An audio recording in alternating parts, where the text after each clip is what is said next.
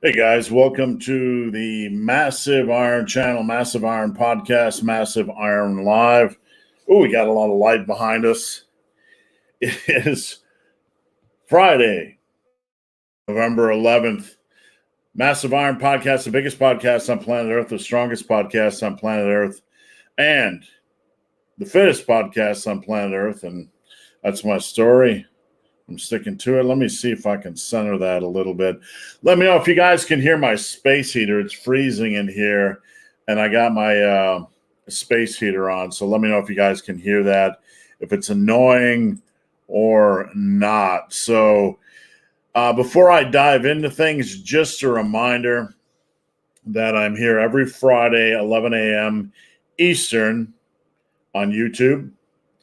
And if I do not see your questions, I'm not ignoring you. I'm not ignoring you. YouTube has a tendency to not show me all of the questions. So if you leave a comment, it doesn't show up. It's not me muting you or ignoring you. Just try to post it up differently, maybe shorten it a little bit. And as we've been doing lately, if your question doesn't go through, head over to Instagram at Ben the Barman, at Ben the Barman, at Ben the Barman, and slide into my DM and post the questions. I get notifications when you guys send questions on Instagram. So before I dive into the questions, I just want to encourage you, if you're new here, please do not hesitate to post up a question. There are no dumb questions. There are only stupid questions. And what else was I going to say? I forgot. Let me know where you guys are from. Let me know where you guys are watching from, how things are going, how your workouts are going, all that kind of good stuff. And before I get into your comments, I'm going to share something with you.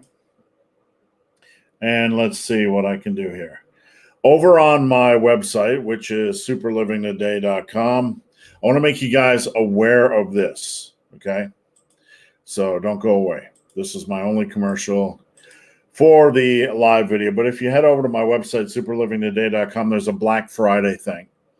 And for those of you, this goes for current clients, and this goes for anybody new or interested. I have, if you want it, last year I did Team Massive, where you could sign up and commit to the full year. I'm going to be doing that this year as well. But I have a special. I've changed things up a little bit. On the Massive Iron Coaching right here, you can see you get 5 free months. So if you sign up for a year, you actually get 5 free months. So it's going to be 15 months for the 15 months total for only $800. $800. So that is a good deal. If you only want a 6-month commitment, you can 8 months for the price of 6 for only $480. I also have a couple other services, complete workout design, where I will comb through your equipment, all that kind of good stuff. I'm getting a lot of these, so I appreciate the opportunity to help you guys. And if you want body composition assessments, it's only $30 tacked on in addition. All right, let's dive in. I am tired. I'm just going to tell you, I'm tired. My wife had surgery a couple weeks ago, and I've been doing some stuff on the side when I can, painting my office. Okay, painting my office, so I'm a little bit tired. All right, what we got here? Stein is first, of course, and obviously the Wizard wins. The Wizard wins. Harut says, before time there was Stein. I said he is and always was. And this one cracked me up. I was watching this come through when I was doing a little bit of work before we went on. Stein is a universal constant. Yes, he is. Richard Murray from Scotland. Hey, guys, Stein must have infinite time stone. He has something going on. I will tell you, for those of you guys that haven't checked out the podcast, you can find the podcast tab at my website, superlivingtoday.com. I've had some good people on, GVS, Faz, Christy Hagan. If you have anybody that you'd like to see on the podcast, let me know. A couple people I've reached out to, and they're like, yeah, maybe contact me after Thanksgiving. Like, man, I'll forget. So if you guys have anybody that you're in having on the podcast, let me know. And what do we got? Paul Velasquez. Sign wins again. What's up, fellas? What's up, Paul? Appreciate you guys supporting me. What's up, Rico? Paul said he got a new squat PR, 225 by 8. That's excellent. That begins up to 275 by 5, 275 by 8. So enjoy that journey. And Stein, how long should a workout last in the gym? About 18 sets. I base things off, like, there's no end time that you have to get out of the gym. At my peak, when I was lifting my heaviest, it would take me like 30, 40 minutes just to get done with deadlifts or bench or squats, just because of all the warm-up sets. So I was doing about 18-ish sets, maybe sometimes 20 during that time. And it was taking me an hour and 20, hour and 30 minutes. If it's taking you longer than an hour and 20, hour and 30 minutes, and you're not lifting, like you're not way up in the 600 on deadlift or squat or whatever, there's probably either your gym's super packed and it's hard to get a lot of equipment, or you're dick-dawing around, as they say. Now, generally, I like my clients to have no more than 70 minutes in the gym. So, you got to kind of watch your time in between sets. I don't want you to rush time in between sets, but you have to have an awareness, because time can really get away from you. BKS Gaming, hello. What's going on? Did you like that? Hello. Big Spoon Bear, did you ever get concerned about the current issues with bodybuilders dying and think about downsizing your lean mass? I'm not big enough to really downsize. Me and GVS talked about this, Jeffrey Verity Schofield, on the podcast. My arms, if I'm at 15% body fat, I don't even think they're 17. They might be right around 17. So I'm really nowhere near that category. These guys are super huge and super lean, in many cases above 250 pounds. Big, smooth. That's a redundant question. What's going on, Mickey Chan? Thanks for joining in. And John wants me to help to increase his number of subscribers. John, anybody that wants to check out John's channel, head over there now. Nigel Helmer, hey, Kingston, Ontario. What's going on, Ontario? Matt Deep, one of my clients. How do you know if your limb lengths are such where you can't hit full depth on a squat? It's very rare where somebody has limb lengths where they can't hit depth. I don't like the qualifier there, full depth. That kind of implies we're talking about ass to grass, which is not something that really needs to be chased. So to hit depth, there's only been a couple people in my life that have really struggled. I have a couple clients that struggle to hit good quality squat because of their femur lengths or whatever. There are some cases. I mean, Matt's squat is at depth, but what do I honestly think? I'm like, I think, Matt, you could benefit from a lot of leg presses and a lot of hack squats and still be doing squats. I think, Matt, it would be beneficial for you to come here and let me, you're one of the kind of the fringe 10% cases where it would be good to just have a little more hands-on, work where we could work together and in the same room, and I could kind of move a knee here, move a foot position there and see what we could do. John, 60 years old, trying to get your fitness channel, John, going. John, I'll give you some advice. Don't make videos about yourself, okay? No one cares. If you want to grow a fitness channel, information has to be about other people. You can't post up your own lifts. You can do that on Instagram, but not on YouTube. And I'm being polite here, John, when I say no one gives a shit. No one gives a shit. Everybody's too busy looking at their own lifts to worry about what your lifts are. So if you want to grow your fitness channel, I would suggest making your content directly for men at 50 to 60 years old. Opinion on the box squat by Jordan Green. Just tried them and enjoy them more than free barbell squats. The one thing you need to know about a box squat is that generally your form changes. Okay, you might not be aware of it. You might not be thinking about it, but generally you're going to start throwing your hips back more than you would normally. So is that a big issue? No. Can that sometimes lead to knee tendonitis in lifters? Yes. So what I recommend doing is try to think about driving your butthole straight down on box squats instead of trying to throw your hips back to kiss that bench. And a lot of times on box squats, we tend to take a wider stance because we got the box between our legs. Watch your knee position. It has to match the angle of your feet. So if you enjoy them, run with them. But there are just some things you need to know. All right, Bill Monte checking in from D.C. on diet time now, and it's been pretty easy so far.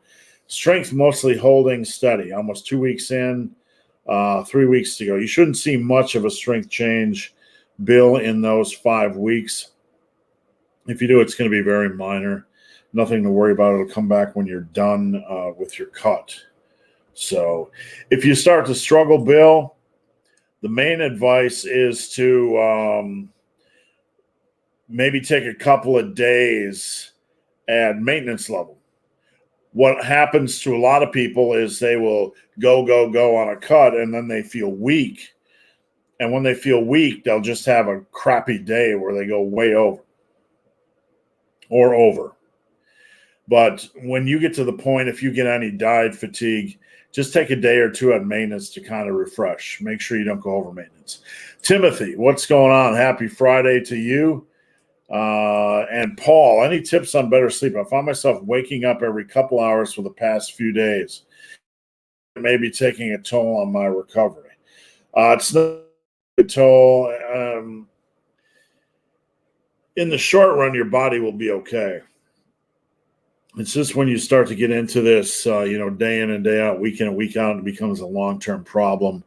Then you have to be really, really careful. So better sleep, make sure you go to bed, not super stuffed, but, not hungry. Make sure you go to bed at the same time. Make sure maybe have some white noise in your room. Have sex before you go to sleep if possible. And turn off your phone. Don't have your brain engaged in anything or thinking about it. Those are the best tips I can give you. Mickey, when doing RDLs, Romanian deadlifts, for those of you keeping the score at home, should I progress as aggressively as the big? The RDL, I want you to take a little bit more care and caution. I'm not telling you not to progress. I got my RDL up to 630, 635, 650, somewhere around there for a single. I don't really know. I got the video on this channel for anybody that thinks I'm blowing smoke up. But there's a point where I feel like you can do too much RDL work. Some of my clients, I start them at 3 sets. And I ask them a lot, how are the RDLs doing? How you handling 3 sets? And they probably think I'm crazy. But I'm always lift. At the end of the day, you can get up to a point where 2 sets of 8 is enough on the RDL when you're also doing a deadlift. So when you get up to the point where you're doing that with about 315 pounds, the question is kind of, is progressing, beyond that really worth it? Is the return on investment really there? And at that point, I would probably move more slowly. Ian, should I stop eating the foods which I can't track? Food by mom. No, Ian, I wouldn't do that. You don't want to insult your mom. Generally, you need to kind of just do a little mental analysis. There are some things you can't track. There's some things you can keep track of, like what's the name of the dish that your mom is making. If you look at your palm, chop off the fingers and just, I know it's super light in here, but just look at your palm right here. That's usually the size of a portion. Now, if whatever the dish is called, if you go on to MyFitnessPal and search the name of that dish in one portion, you should be able to get the approximate calories, if that makes sense. So that's kind of one ghetto way of Felix 79. What's going on, Felix? You think the dip assist machine is okay? Absolutely. I'd rather have you doing assisted dips rather than assisted pull-ups. But one thing I would suggest, if you guys have the extra $50, let me see if I can find it on my website. I don't make money from this, okay? So it's on my website. I do that for reference. Let me share it over at superlivingtoday.com. You can see the bench press slingshot. $57. Mine is literally 13 or 14 years old, and I still use it. Durable as heck. 20 years, if not longer. And again, if you click on it and buy one, I think I get 50 cents from Amazon. I think I've made like $50 in the last 10 years off Amazon, if anyone thinks I'm just trying to shill. So it's not exactly a wealth resource. But that aside, you can use this on dips. You can use this on push-ups. And I would rather see you guys using this on dips and using this on push-ups rather than the assisted dip machine. But if you don't have the 57 bones, yeah, the assisted dip is perfect. It's okay. I mentioned I'd rather see you doing assisted dips than assisted. There's nothing wrong with assisted pull-ups, but I would prefer you do band-assisted pull-ups, and that's just my opinion. If you do them, put one foot in the saddle, not both. It'll be easier to get out, that sort of thing. John said, thank you. You're welcome, John. Big Spoon Bear. I've heard there's going to be another Stargate reboot. Let's hope it's not Stargate Universe. I like the original movie, and I'll tell you, one of the things you just smashed through my brain is the fact that I haven't watched it in a long time. Probably at least 6-7 years. JMD, VOU, your warrior video motivated me to attack the weight like never before. Thank you, big, hairy, ugly dude. Thank you. I'm glad it helps. Because look, a lot of times I make videos like a lot of times, I see guys just stuck in the rut,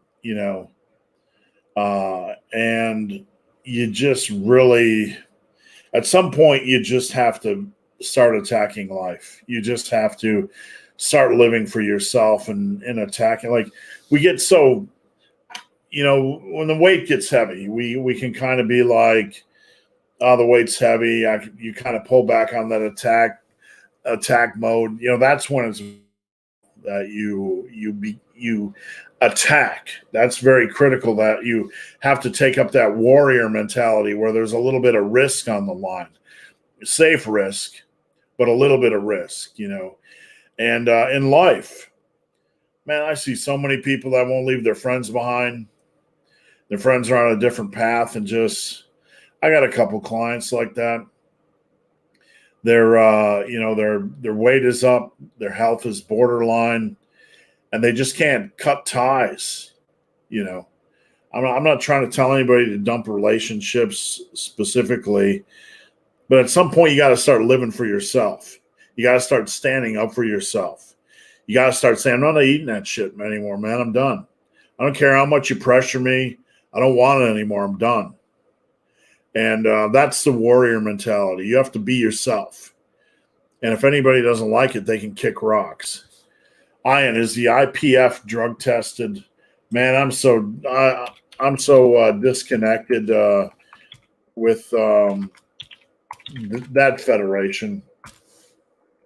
The IPF, the most popular drug tested federation, hoping to receive IOC recognition.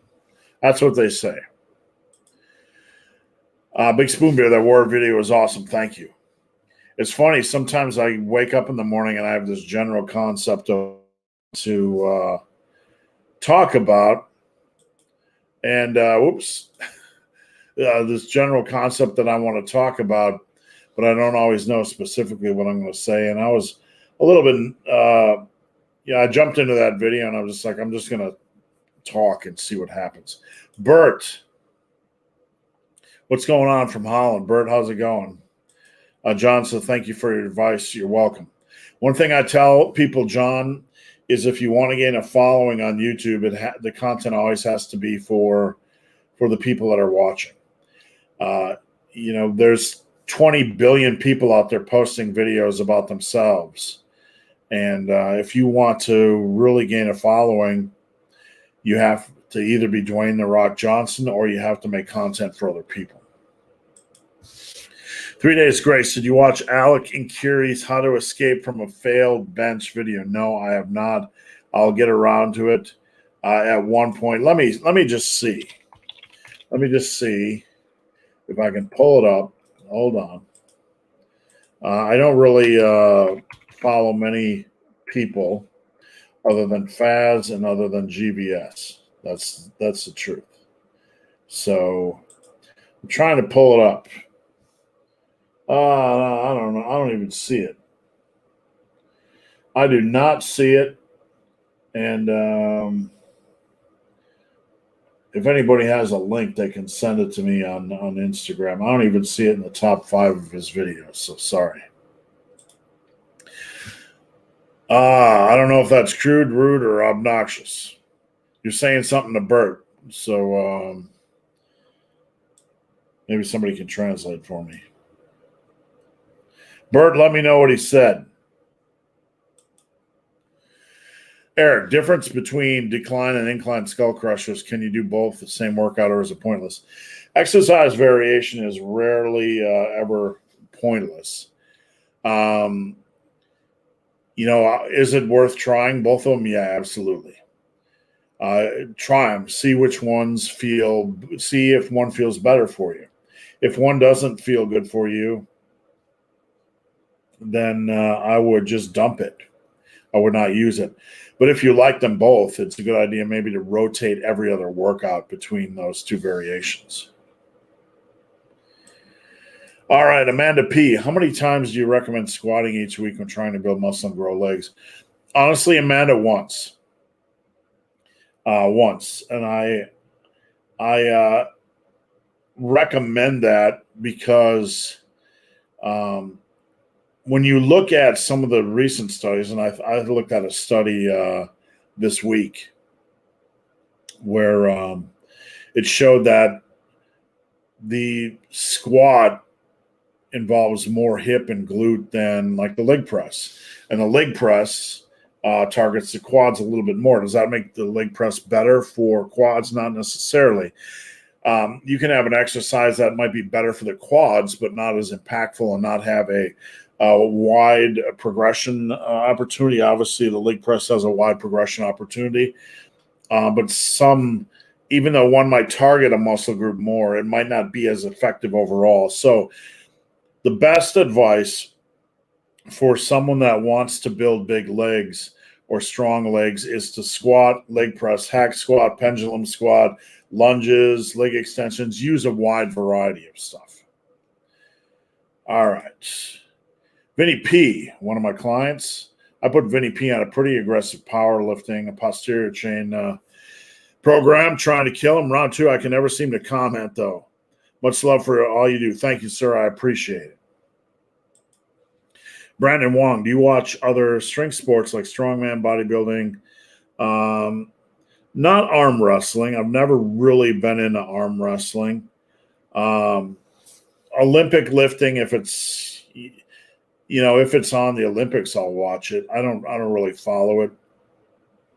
Honestly, these days, everything I do is client work, coaching, from sun up to sundown. When I'm not doing that, I have some personal hobbies that time is very valuable for me. I don't have a lot of free time. So I usually spend time watching a movie with my wife, watching baseball, which I love, collecting comic books or baseball cards. Those are things I like to do as well. So I don't follow them as closely as I would like to, just because I simply don't have time and I have to prioritize. And my clients are always a priority. Sebastian, I see people deadlifting with a round upper back. That's fine. I struggle to reach the bar without bending my lower back. Should I try bending the upper back? You don't want to retract your scapula and shoulder blades during the deadlift. That's something I was just helping a client with this past week. You do not want to do that, because that the scapular area is meant to hold things in place. And no matter how hard you fight to hold things in place when you do a deadlift rep, it's going to loosen, and your shoulders and upper back are going to have a tendency to round to varying degrees anyway. So you don't want to hold your shoulders back on a deadlift. You don't want to retract your scapula. A rounded upper back is fine. Instead of thinking it in that terms,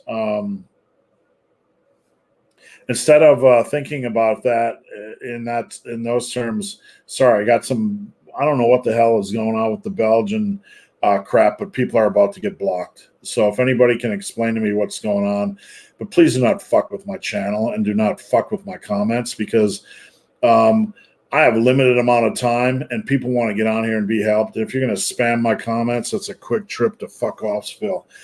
With that said, Sebastian, focus on taking the slack out of the bar before every rep.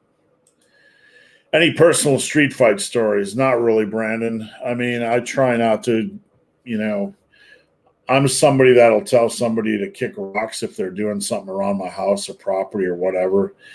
But I don't want to fight. Occasionally when I was doing a lot of music, there'd be some skinny guy at the gym who would be, wanting to confront me about my arm size or whatever. I just kind of ignore that. This is the bullshit I'm talking about. Belgian is not a hoax. Please stop insisting that. But you had to spam it like 242 times. So I'm not sure what's going on with you guys. But one thing I will tell you is I just put you in a timeout. So thank you. B. Scott, can you please speak on volume and recovery in relation to possible overtraining? Sure. Number one, if you're just doing a lot of volume, for volume's sake, it's probably junk volume. You want to start out with a reasonable amount of volume, and you want to be working hard, pushing at least probably one set for every exercise for max quality reps. And then only in that realm, only in that world, do you start to consider adding volume on a specific exercise. So let's say you're doing 3x8 on barbell rows and you're pushing the last set for max safe reps, and you find the overall demands of your training day that day, you have a little bit more room and you'd like to do one more set of barbell rows. That's fine. So you add a set of barbell rows. You don't blanketly add a set onto every exercise. But that's how you evolve your programming based on needs. You don't just randomly do a ton of volume, and then toss yourself into some realm where you're going to, encourage overuse injuries and that sort of thing. So B. Scott, use one of my programs. Head over to superlivingtoday.com and check out my workouts. Most of my workouts I have, even though they're $9.99 PDFs, most of them are available for free on YouTube as well. Austin Collins, do you know of any info on SARMs? I've talked about SARMs many times on this channel, and this is not directed at you, but they're a waste of time. They're a waste of money. Scientifically, they're not shown to be really helpful, or scientifically, there's just not enough information on them for me to really care about them. Naturally, they're not going to help you push past your natural physiological limits. Therefore, what's the point? Somebody that's training hard enough doesn't need them. Somebody that's not training hard enough is not going to benefit from them, even if there is a benefit. And for the cost, forget about it. Use there's no overtraining, only undereating. Is this true? Well, the issue we get in with overtraining discussions is that there are different systems in the body. We tend to focus on the musculature system. We also have the central nervous system, and other systems in the body. We also have issues like overuse injuries, just doing the same movement pattern over and over and over and over and over and over again, like squats 3 days a week. So you can definitely overwork areas, and you can definitely push yourself to the point where you are just doing too much work that has no value, just too much physical work. Is it the official state of overtraining? Probably not. There's no overtraining, just undereating. It's childish. It's ignorant, right? That kind of implies you can do more, just do more as long as you eat more. That's silly. That's not the way it works at all. That's just like it doing more is foolish. That's not how hypertrophy or strength building works. I'm just going to do more, right? And if I just eat more, I'll be fine. That's silly.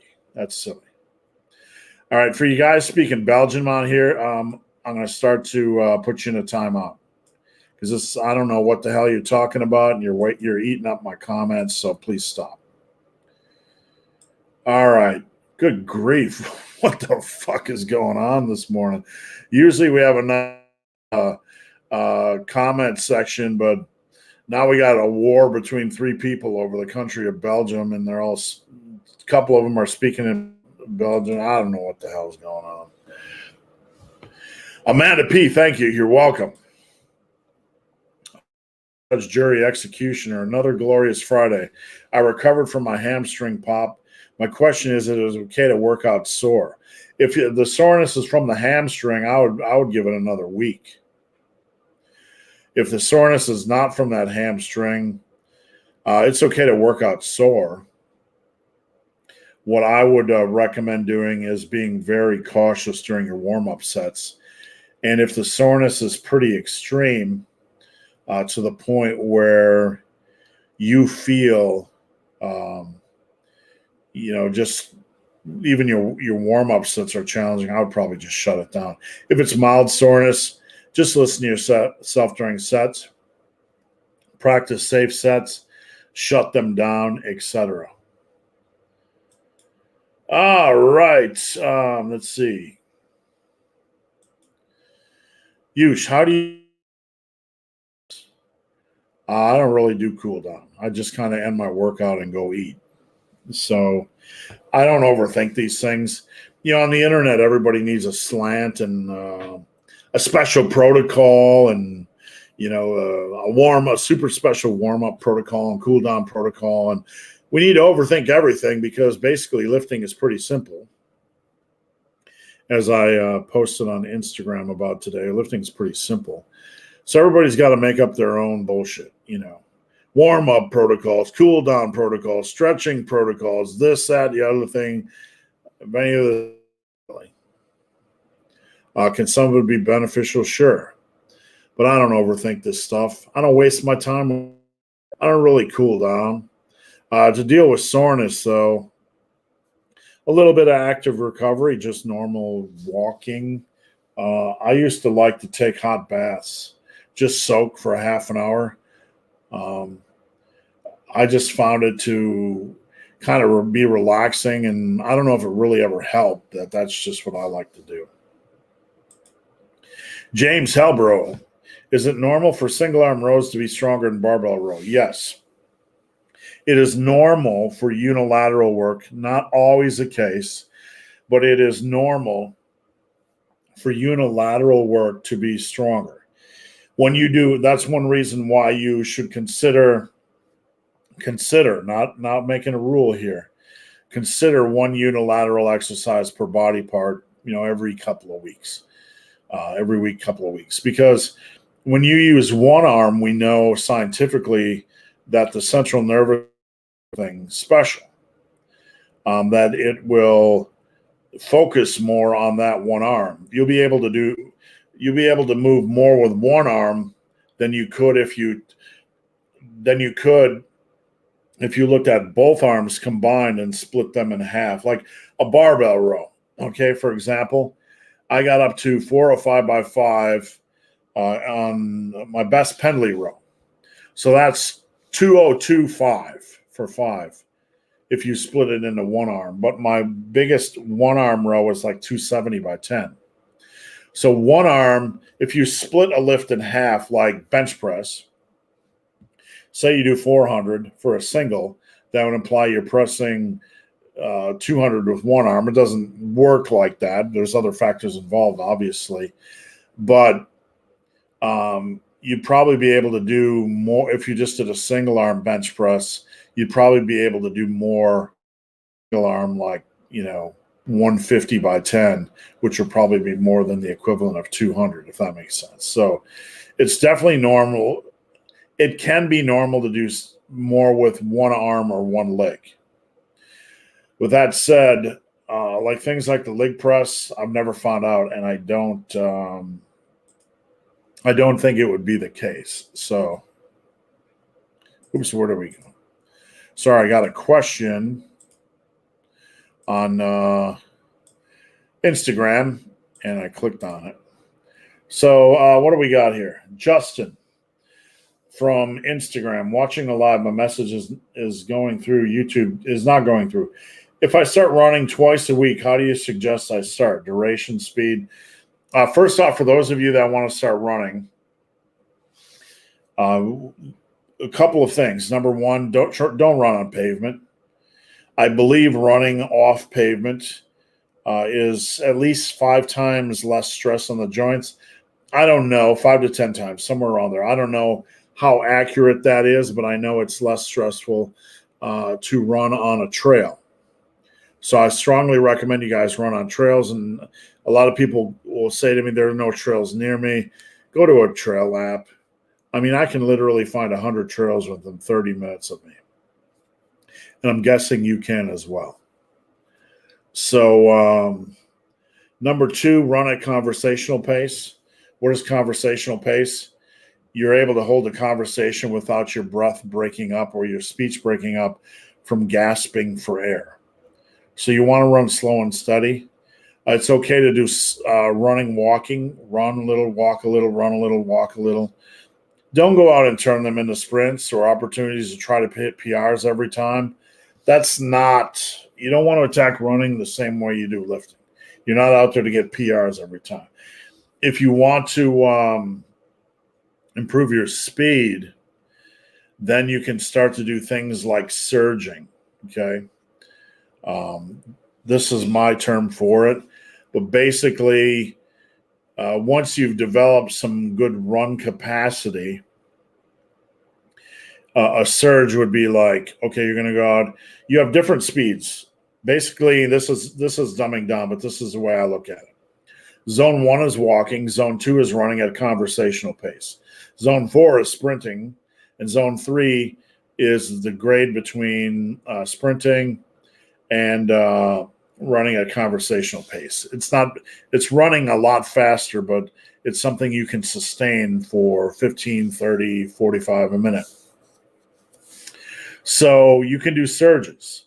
Once you could have one surge day.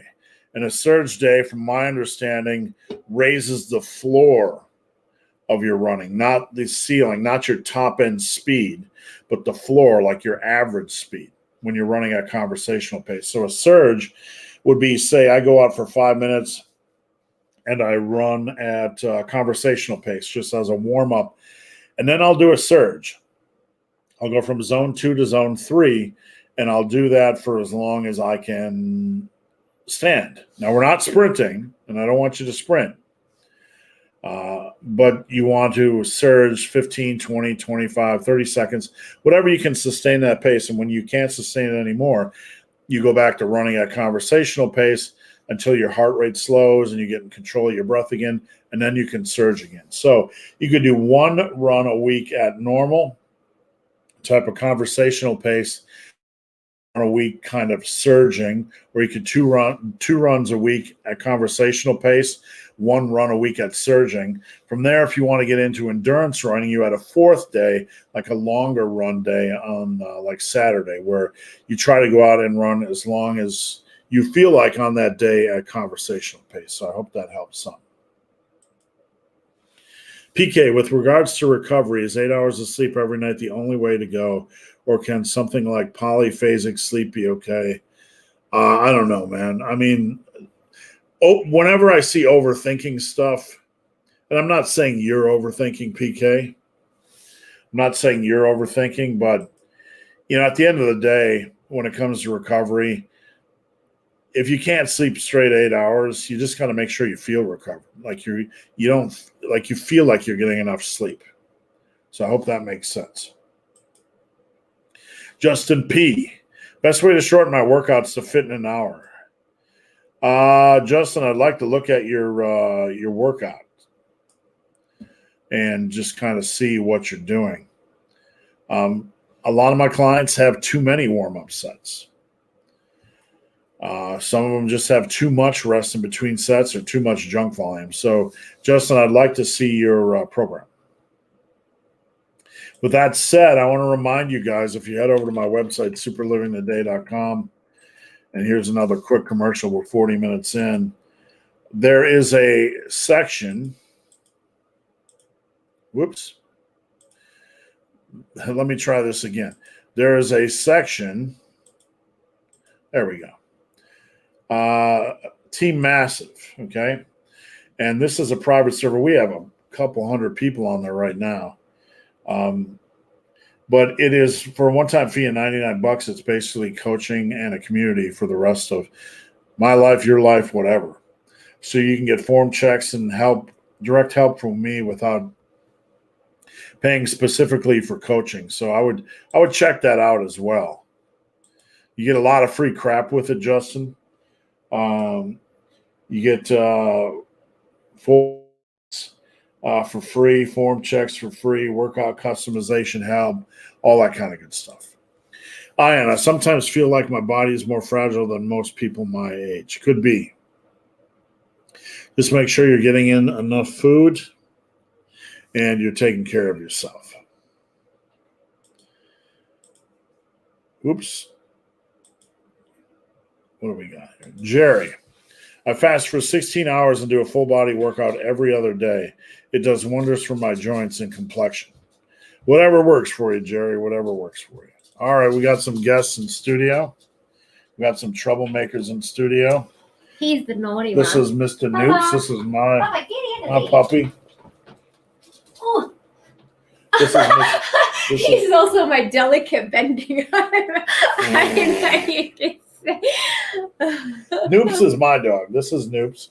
Noops sleeps by me every night. He's my buddy pal. And this is my big sausage. That's Mr. Bubba Sausage. Yeah. Noops and Bubba Sausage are good boys.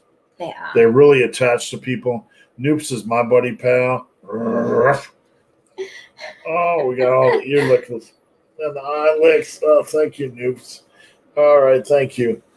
All right, Noops. We're going to let you enough licking for Massive Learn Live. Say goodbye, Bubba. Bye. Knuckles. He's the commander. All right, thanks, Bubs. A little bit licked down a little bit. Where are we at? Felix, Hodge Twins for podcasts. Felix, I did some work with the Hodge Twins when I was at Tiger Fitness, and good guys. I liked them. Smart businessmen. Let me turn off my heat here. I'm getting a little bit hot. Good guys, smart businessmen. I tried to reach out to them a couple years back to be in my documentary, and they never responded. They're kind of, I don't know. People are funny. So maybe they're super busy. I'm sure they get a lot of requests, and I probably doubt I'd ever be able to get them on my podcast. BKS is getting a Liggett workout in while listening. Okay. So we're about 45 minutes in, guys. I'm going to stay on as long as you guys have questions, so post them up now. Half of my time has been spent moderating an endless stream of comments about Belgium, so I'm not sure what you knuckleheads have going on, but I think I put more than 3 people on a timeout right now. So, Derek, just wrapped up chest. I was late for the show, but ready to sit down and learn. Thank you, Derek. I appreciate you joining me. Us. Alarix. Sorry, I'm probably pronouncing that incorrectly. I do incline and overhead press on the same day. Which lift should take priority? In that type of environment, one thing I would ask is, do you have 2 push days? What I do a lot is I have push days where I have 2 push days for a lot of my clients. You might start with bench one day and then seated dumbbell overhead press after that. And the next day you might start with military press and then dumbbell bench or incline bench. So if you're only doing those 2 lifts and that's your only push day of the week, I would alternate which one leads to dance. That way you can give one priority one time and give the next one a priority the next time, if that makes sense. Nicholas Ingrata, thoughts on testosterone gel? I'm 41 and flaccid and low energy. Does it help in life? It won't hurt. I don't know anything about gels. That's something I know absolutely nothing about. I believe I knew a guy back when I was a machinist back around 2005 that had a gel or patch or something. And I believe it gave him like 25 milligrams a week. I could be wrong. I'm not sure if they're any different now, though. I really don't know. So I would contact your doctor. Not anything I know too much about. Ryan Capuano, if I'm deadlifting twice a week, should I cut accessories down? I would not. I don't recommend deadlifting twice a week. That's just my philosophies, Ryan. It can depend on the program, but I'm not a big fan of deadlifting twice a week. So I'm just going to leave it at that.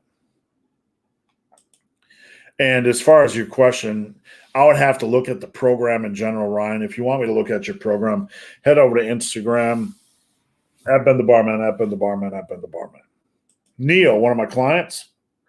Daniel, one of my clients. Michael, audio gone. Can you guys hear me? It says my audio is good. And I imagine my audio is still good. I don't see audio gone. It looks like just you, Michael. You guys can verify for me real quick that we have audio. If not, I imagine you guys would all have left. D. Snoots. When working out on a daily basis, do you believe hamburgers and cheeseburgers work well with fries? Fries? Man, I would not eat fries. There are certain foods that trigger me. People eating bread, like white bread. People eating French fries or deep fried food.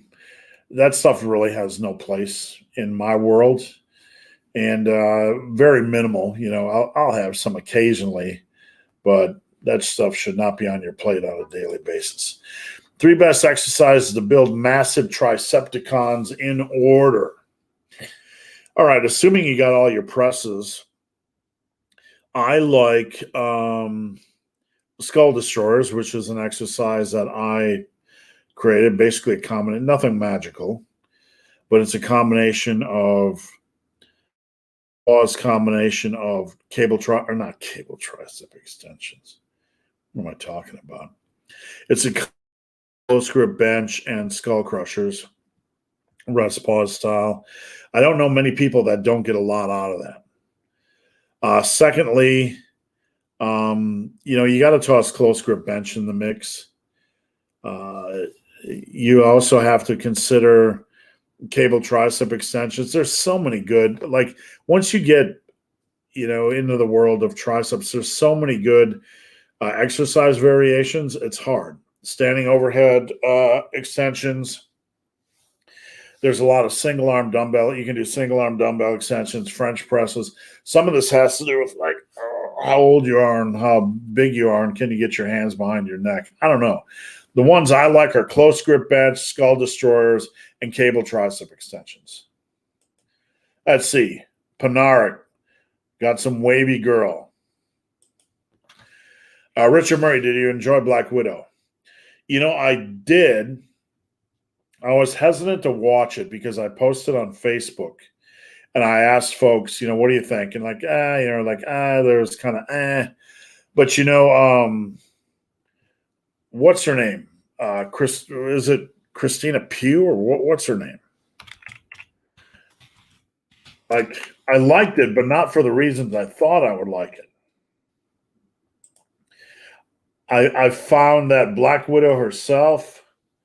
Let's see. Let's see. Florence Pugh. I found Scarlett Johansson and Black Widow to be kind of boring. Florence Pugh, her sister, carried the movie for me. And her dad, they really carried the movie. Without them, it would have been just dead and boring. But both me and my wife agreed we liked the movie, but we liked it surprisingly because of Florence Pugh. Chris Doherty, I got rained out of work today. I love your info. Even after 22 years of lifting, I find myself seeking advice. Thank you, Chris. And I would say always continue to seek advice. It's either going to sharpen the sword that's already sharpened, or it's going to add something new, a new concept or idea to your arsenal. I seek it out all the time. I don't want to be, I want to be refining until the day I die. 16 sets on chest and back, 8 for bis and tris, 8 on front. No front delt work. Don't do any front delt work. It's not needed. Chop that off and pretend never come back to it. Your front delts get worked a lot during presses and overhead and benching. And most experienced lifters have overdeveloped front delts. So there's no point in doing front delt work. 12 on side and rear, 15 on quads, 10 hams, 6 calves, 4 on glutes. I'm overtrained. No, that sounds all right. You're a little high on chest, back, and quads. Well, not really. You're just, I don't know. Not really a little high. It's within the higher acceptable range. As long as you have a progression indicator and you're not feeling beat up, you're fine. Yush, what's going on? We just had Yush's comment, and then I forgot Yush's comment, so I responded to Yush. That's what happens when you roll through the queue. Sometimes you forget when you're rambling on. When you're rambling on, you forget who actually asked the question. Milos, would you say Repco system is enough for achieving most potential for the average Joe? It's a good start, Milos, but a lot of my clients, I move them to only one set out of 3 that is maximized. I think out of the gate when you're starting, it's a really good system. It teaches you to connect. It teaches you to learn when to shut sets down safely. I'm not saying a ranked novice should do it, but at some point you probably need to progress a little bit to doing 1, maybe 2 sets out of 3 that are max reps. But really, as long as you have a good exercise selection, a reasonable amount of volume, you're consistent with your nutrition and training, you're not going to need a lot more than that. But at the end of the day, as long as you have some kind of a progression approach, you're fine. Kalayan Nikolov. Is it okay if I don't do any overhead pressing for delts? No. 100% no. 1,000% no. You have to balance things. You have the vertical press and the vertical pull, lat pull downs and overhead presses. You have horizontal press and horizontal pull, bench press and row variations. So the only case where it's okay not to do any overhead pressing is if you have some kind of injury that prevents it. But you're going to end up developing not only weak delts, but shoulder girdle imbalances and all kinds. Not a fan. I would have to know more information if there's a reason why you can't. Daniel, your favorite food that isn't junk. Beer doesn't count. Well, my favorite food that is junk would probably be pizza. But that isn't junk. I'd like to say wings, because chicken wings, as long as they're not deep fried or whatever, just plain chicken wings and sauce are pretty healthy. That isn't junk. My favorite thing to eat is like white and black rice mixed with eggs, with salt, hot sauce, and light soy sauce, or steelhead trout with black and white rice mixed with soy sauce. Those are probably my two go-to foods that I really enjoy. But I would have to think about that, Daniel, because man, there's so many foods that aren't junk that I've made over the years, like homemade jalapeno poppers with just jalapenos and cream cheese and that sort of stuff. I don't know. I've made so many. I used to cook a lot more. I make a spicy carrot soup that might sound like absolute crap to you guys, but man, it tastes great. Mr. Buffalo, if at the weight you want to be at, happy with the basic look, calories being in check, is too full body a week enough to just maintain the look? 100%. Absolutely. Maintaining muscle is super easy. Maintaining strength is super easy. Doesn't take much at all. Huge, man, those are cute dogs. They are good dogs, and I never thought I would like a dachshund, dachshund, whatever you want to call them. But they're really loyal. Excuse me. And they really bond with you. And they're just fun dogs. They're just super fun dogs. And Matt says, I have 2 minis as well. Can't go wrong with that. Johnny, will shirts go on sale on Friday? What I'm going to do, I think moving forward in general, is I am going to move my shirts to $9.99, everything, moving forward, and give a free book, a free PDF to anybody that buys one. So, I mean, look, anybody in the fitness industry that tries to make a living off shirts is an idiot. You don't sell a lot. I sell maybe 10 a month, so I don't try to make money off of shirts, but honestly, the price at $19.99 or $24.99, depending on the quality and the cost of the shirt. And, what do I make? $100 a month? I'm not really worried about that. So Johnny, what I'm probably going to do is set all the massive iron stuff to $5 over cost. I actually have on my massive iron hoodie right now. It sets stuff over $5 over cost and gives some free stuff as well. How do I train my heart to handle sprints? I'm not a fan of sprints at all. I don't like the inherent risk involved in sprinting. Not like it. I'd rather have you running at zone 3 during the surging. I'm not a fan of sprinting. I just don't find them to have value. I'd never recommend them to anybody. And there's not many things in life that I think the risk is too great. But I don't think there's any value in doing that form of exercise. I just don't. Hear you, thanks. And Jim says, I can hear you, thanks. Josh Benoit, what's the leanest you ever been? I was lifting pretty hardcore for 2.5 years, and I was probably like 186, 190. A lot of muscle mass, 16.5-inch arms, probably 15% body fat. And then I went in the military, and I woke up one day like 2 weeks, 3 weeks in, and I had some pretty serious six-pack. So I was pretty lean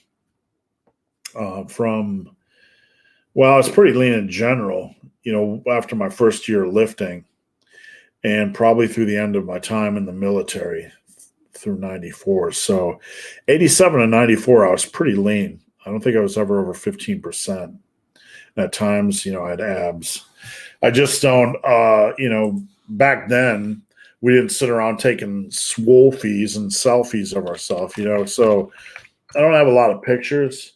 I didn't sit around with like one of those instant cameras, taking a selfie. We didn't do that back then. But let me see if I can. There are a couple pictures floating around that people had of me that I have on Facebook. And all right, here's some. These are just random pictures just random pictures from around. That's not a cigarette in my hand. It's whatever I'm eating. But that's probably after 1.5 years of lifting. And you can see at the right, I was at a Cubs game, and I'm not super lean. I would say I was like 14, 15% body fat. Picture on the left, maybe 16, 17. That was kind of the average state after, first year and a half, 2 years of lifting, that sort of thing. So nothing crazy. I got leaner than that. I got leaner than that when I got in the military. I actually was bigger than that when I went in the military. The next year, I started to pack on more mass, and then I got leaner. So, all righty, enough about me. Let's talk about me. Giannis, your top 3 bench variations. Good question. I don't really care for incline, so this is just what I like. I like the bench press. I like the dumbbell bench, probably more than I like the bench. And I like the alternating dumbbell bench, where you have 2 dumbbells and you do the left to the right. Richard says, audio is perfect. Thanks, guys. I appreciate it. Jeremy, remind me of the joint products you like to recommend. Sure. Let me pull that up real quick. It's Joint XT. Me and my wife use it, and this is something that was recommended by the supplement engineer as being the best on the market. And there's actually only 3 left. It's very hard to find. We actually buy them a lot. Joint XT. Joint Support XT. It says there's only 3 left in stock. You better get them before I get them, because this product goes out of stock a lot, and we scoop it up. My wife, when she's running, swears she can tell a difference in how her joints feel. Not only that, but you can see up here, it says you've purchased it 5 times. Usually we buy it in bulk. And last time we purchased it was May 27th. So not only the fact that my wife feels like she can get benefit from it, but it's also the most, or was the most cutting edge product in the market. Sufyan, seated or standing face pulls? Neither. I hate face pulls. I'd rather punch myself in the nuts with a mace than ever do a face pull. I just don't think it's a very valuable exercise. I'd rather do bent over flies or reverse pec deck or rows for my rear delts. And obviously there's the argument, we're doing it for other reasons. Some people are doing it for other reasons. I don't do lifting for other reasons other than muscle and strength. And that's not a put down. I just don't have time, and I don't find the exercise to be valuable for muscle or strength. Nicholas, how often should I change programs? Never. Does exercise order matter? Yes. Well, you can change programs. I was just being a little bit facetious, but there's no urgent need to change programs. You're better off focusing on evolving your program based on needs. If you get bored and want to try something new, Nicholas, go right ahead.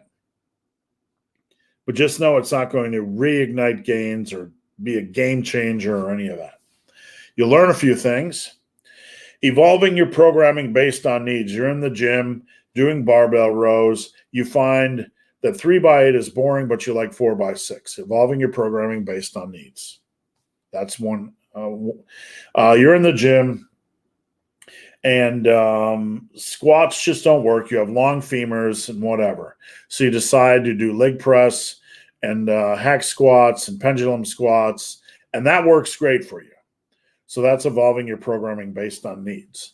Those are variables that you determine are of value while you're in the gym forging yourself under fire. That has a lot of value. Randomly changing your program doesn't. Exercise order, you want to do the ones that have the most potential for harm first when you're fresh. What do I mean by that? When squats and deadlifts, by far the most inherently dangerous lifts, and bench press is right up there as well, because so many people do them incorrectly. You want to do them fresh for that reason. And then after that, you want to do your secondary compound movements and then progress to basically the wider the progression window an exercise has, the higher it should be on your food chain. Giannis, can focusing on one of the big three be beneficial to break plateaus on said one lift? Can focusing on one of the big three, like a specialization program, it can't hurt. When it comes to building strength, basically the key you guys need to know is that you want to try something new. You want to try new variables. Adding a slingshot on bench, adding chains on bench, doing low rep on bench along with high volume on bench, changing variables, playing around with them. So doing a specialization program would also be one way of changing the variable.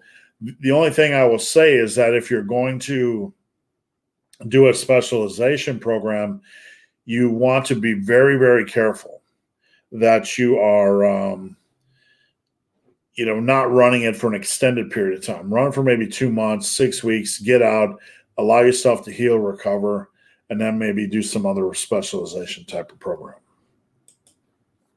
Jordan Green, step up some Bulgarian split squats for growing a massive squat without axial loading.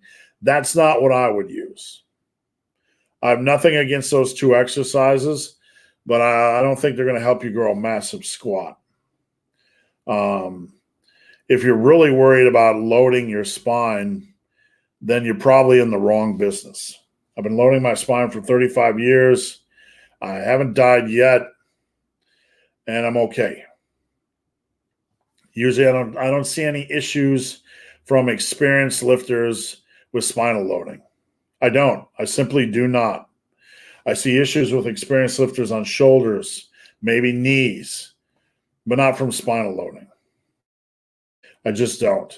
So unless you have an injury, if somebody is out there proclaiming the dangers, they haven't been around a lot of experienced lifters. I think the stronger your back is, the stronger your traps, the stronger the whole posterior chain is, it's not really an issue. Rare case it could be, but it's not really an issue. Guys, I got about 6 questions left. Keep them coming. Once the questions are done, I will jump ship. So we're at 1 hour and 8 minutes. I appreciate you guys tuning in. Post up your questions now. What do we got? Eric Redbeard, hello from Indiana, late entry. Thanks for joining us. And Nicholas, how do you know when you hit junk volume? How long into training? You really need somebody to look at your program. That helps. Junk volume is just something that doesn't have a progression approach that's not sustainable, really. If you're doing 3 sets of 10 on bench or whatever you're doing, 3 sets of 8 on an exercise, and you're progressing consistently, and you move that up to 7 sets of 8, and you're not increasing the rate of progression, the question at the end of the day is, does it have value? So that's something you kind of have to look at by a case of exercise, if that makes sense. Eric, do you think Olympic lift serving for general strength and conditioning? I don't think they're the greatest. Now don't panic. I don't think they're the greatest thing for hypertrophy. There are some variations, and there are many variations of Olympic lifts that can be used for hypertrophy. Like I like the high pull for shoulders and traps. General strength. Olympic lifts are a strength-focused, strength-focused lifts. So obviously they can be good for general strength. They're more technical, so you really got to take some time and get used to them. Conditioning, I don't like combining technical lifts over time for speed, or duration to get levels of conditioning. If you want to build conditioning, there are far better ways to build conditioning than with Olympic lifts. The best way to maximize strength loss on a cut. This is not what you're going to think, Artie, but this is the truth. Get the cut over. That's it. Don't fuck around on the cut. Get it over. You think that's too obvious of an answer, and I'm not saying you do, Artie, but working with people on a daily basis, it's very, very rare where you see somebody just do a cut for a long period of time without screwing it up or getting diet fatigue or slipping into maintenance mode. Maybe 20 to 30% of clients do that. So you don't worry about strength loss on a cut. You worry about getting the cut over. Any strength you lose on a cut is going to come back. Muscle memory is a real thing. Unless you're cutting for 2 years and going from 450 to 250, then it might be a struggle. Sufjan, that's clear. Thanks. You're welcome. Austin Collins, what's your favorite? Excuse me. Let me have a little drink here. What's your favorite supplement for strength and cardio? Creatine. Nothing else compares. Or do you just see regular food and vitamins as more beneficial? Well, food and vitamins will always, real foods will always be more beneficial. But creatine is like the icing on the cake. Nothing else really compares. Javette, I'm sorry if I pronounced your name incorrectly. How to make do with only body weight exercises? I don't want you to do only body weight exercises. But if you have to do only body weight exercises, you have to find a battery of body weight exercise, because we're talking about making do and not just building. So that's respectable. But when you're talking about body weight exercises, find ones you can do, like dips and push-ups and pull-ups and chin-ups and tricep get-ups and what. And one thing you can do is you can do rest pause work. Let's say you're going to do 100 push-ups. Just get to 100 push-ups is fast. And when I say fast, I'm not saying reckless. Not with reckless abandon. With good control. Get to 100. Resting as needed, but only briefly. You can also do supersets or trisets. Dips and push-up supersets, or dips, push-ups, and tricep get-ups. There are different ways you can do it, but really you want to get involved with some intensity techniques like supersets, rest pause work. That's your best bet. And for legs, I have people do pause jump squats for time. Maybe supersetted with lunges, that sort of thing. So that's kind of your best bet. Stian, I know how to beat Stein. I will start my own thing. I'm going to have the last comment. We'll see, Stein. I got 4 comments left, so let's see if you can get it. Rafael D'Souza, big, hairy, ugly dude. Do you believe in aliens? This is a very complicated topic because if you believe time is infinite and you believe space is infinite, which I do, then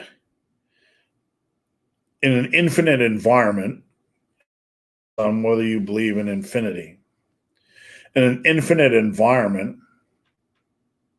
and what reason would space have to end? I believe there's always going to be something left to the end of whatever you believe is the end. In an infinite environment, there's going to be infinite forms of intelligent life. If there are infinite forms of intelligent life, even if there's a super small percentage of them, there's going to be infinite forms that have evolved over an infinite amount of time into godlike creatures. It's really quite fascinating, and it sounds like a Marvel movie, I know, but if you think about it, that's infinity. There'd be infinite variations of you on a planet that was pretty similar. So, infinity is a crazy thing to explore.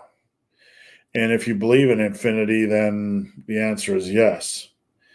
If you believe in infinity and there is nothing else, then you're in some deep philosophical waters, right?